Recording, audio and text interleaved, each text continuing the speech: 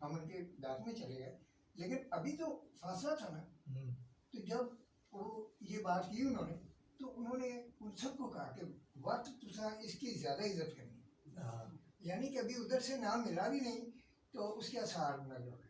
اس طرح میں انہوں نے گل مل گیا.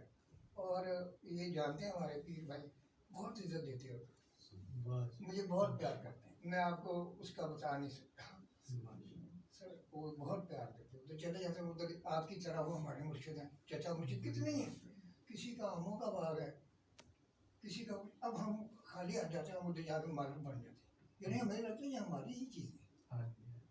اور اتنا یعنی کہ ہمیں ادھر یہ بات ہے کہ دلیل کوئی نہیں ہے، لیکن یہ ہے کہ بس یہی ہے. جی جی بالکل سر. سمجھ میں آئی بات؟ انسان کے جیت جاتا کہ ایک فیلنگ ہے، لیکن اس فیلنگ کو ثابت کر سکیں یا نہ کر سکیں، فیلنگ صحیح ہے، جی بالکل جذبہ ٹھیک ہے، جذبہ محبت ٹھیک ہے.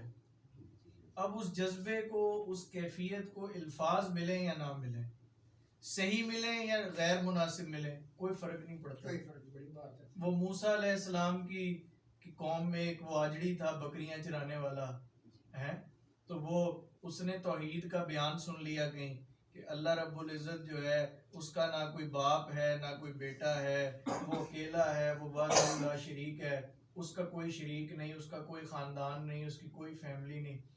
اب وہ جو بیان کرنے والا تھا وہ تو توحید بیان کر رہا تھا کہ اللہ وہ ہے جس کا کوئی شریک نہیں، نہ اس کا کوئی ماں، نہ باپ، نہ بیٹا، نہ بھائی، نہ بہن، نہ کوئی رشتہ دار، کچھ بھی نہیں. اب وہ جو آجڑی تھا وہ خود غریب اور یتیم آدمی تھا. اب اس نے اپنا قیاس اللہ پہ کر دیا کہ جیسے میں یتیم ہوں، میرا کوئی نہیں، ایسے ہی اللہ کا بھی کوئی نہیں. اب ذرا سمجھیں ایک بات کو کہ اب اسے اس بات کا علم نہیں کہ اللہ کی بڑائی ہی اس بات میں ہے کہ اس کا کوئی نہیں، وہ وحدہ لا شریک ہے. سمجھ میں آ رہی بات؟ یعنی کہ آپ سارے صاحب علم ہیں، آپ نے اللہ کے متعلق یہ سن رکھا ہے بچپن سے، اس لیے آپ کے لیے یہ بات عجیب نہیں ہے.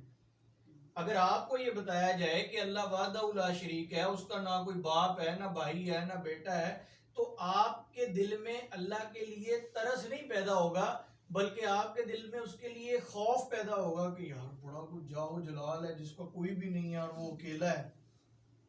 لیکن وہ چونکہ پہلی دفعہ اللہ کے متعلق سن رہا تھا،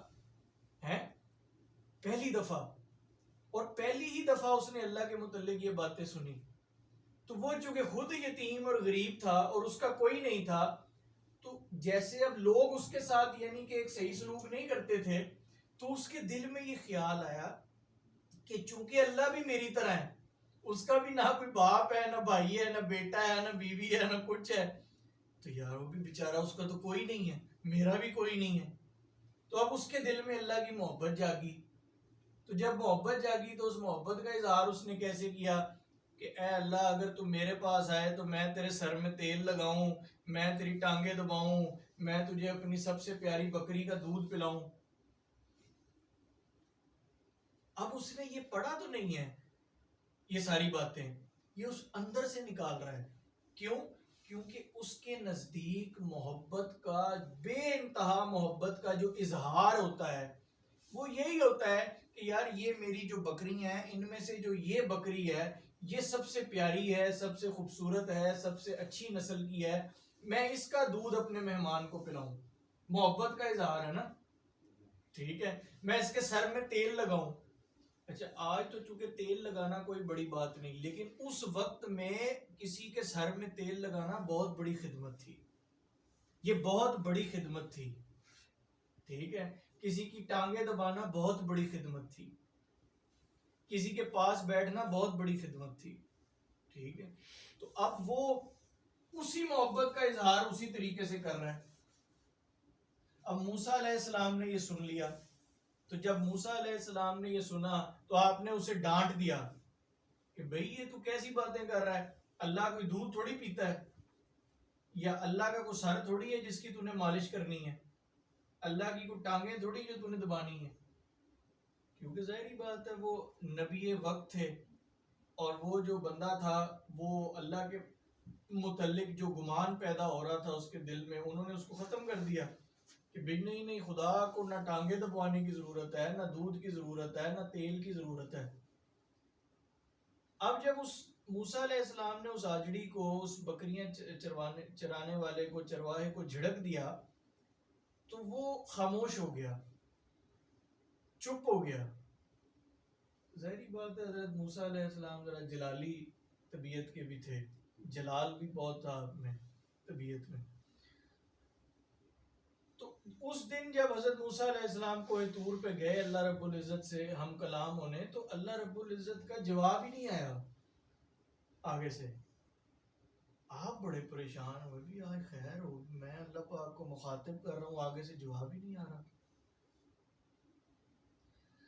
تو اللہ رب العزت سے عرض کی کہ یا اللہ کوئی میرے سے کوئی بات ہو گئی ہے، کوئی بات تجھے ناگوار گزری ہے، بھی تو میری بات کا جواب نہیں دے رہا۔ تو اللہ پاک نے فرمایا بھی تو نے میرے بندے کا دل دکھایا ہے۔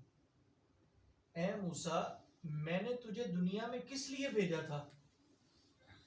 تیری کیا ڈیوٹی تھی؟ میں نے تجھے دنیا میں اس لیے بھیجا کہ تو مخلوق اور خالق کو آپس میں ملائے، مولا اور بندے کا ملاپ کرائے، ان دو کو ایک کرے۔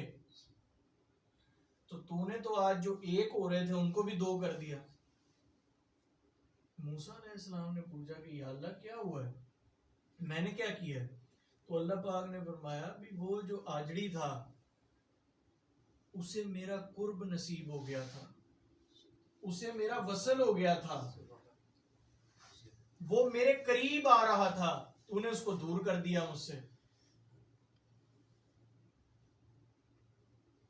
لیکن یا اللہ وہ تو تیرے بارے میں یہ باتیں کر رہا تھا کہ میں سر پہ تیل لگاؤں اور میں دودھ پلاؤں۔ اللہ پاک نے فرمایا موسیٰ وہ مجھے تجھ سے زیادہ جان گیا تھا۔ موسیٰ علیہ السلام حیران ہو گئے کہ یہ کیا ہے؟ اللہ پاک نے فرمایا کہ جاؤ اس سے معافی مانگو۔ نبی کو کس سے معافی مانگنے کے لیے کہا؟ امتی سے، کہ اس آجڑی سے معافی مانگو، وہ مجھے تجھ سے بہتر جانتا ہے۔ حضرت موسیٰ علیہ السلام جناب گئے اس کو ڈھونڈتے ڈھونڈتے، وہ کہیں جنگلوں میں نکل گیا تھا، اس کو ایسا ایک روگ لگ گیا ہے کہ وہ اپنی بکریاں مال مویشی چھوڑ کے بس وہ جنگلوں میں نکل گیا اللہ کی محبت میں، اللہ کی یاد میں۔ تو موسیٰ علیہ السلام نے اس کو ڈھونڈا اور اس سے جا کے معافی مانگی۔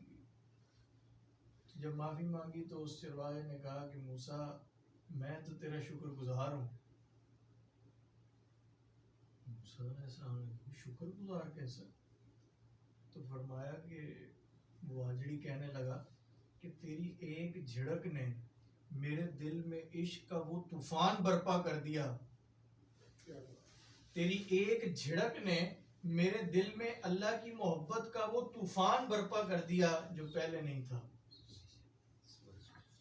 یعنی جو محبت ابھی انگڑائی لے رہی تھی کہ میں تجھے دودھ پلاؤں، میں تیرے سر میں تیل لگاؤں، میں تجھے یہ کروں، وہ ابھی اس کو جذبات ملے تھے، الفاظ تو ملے ہی نہیں تھے ہیں۔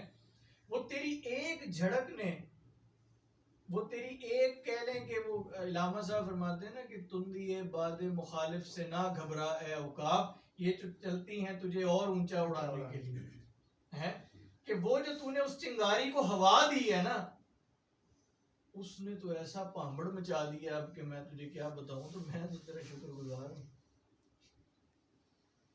موسیٰ علیہ السلام پریشان، یہ کیا یار، کہانی کہیں سے کہیں جائی جا رہی ہے، پہلے یہ بندہ اور باتیں کرتا ہے، پھر میں اس کو جھڑکتا ہوں، پھر اس کو جھڑکتا ہوں تو اللہ مجھے جھڑکتا ہے، پھر اس سے معافی مانگنے کی تلقین کرتا ہے، میں اس سے معافی مانگنے آتا ہوں، یہ مجھے معاف کرنے کی بجائے میرا شکریہ ادا کرتا ہے۔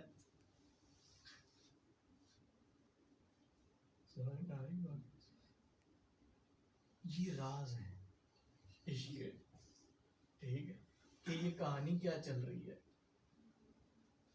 تو بات ادھر سے شروع ہوئی تھی کہ جذبہ دیکھتا ہے اللہ تعالیٰ، الفاظ نہیں دیکھتا۔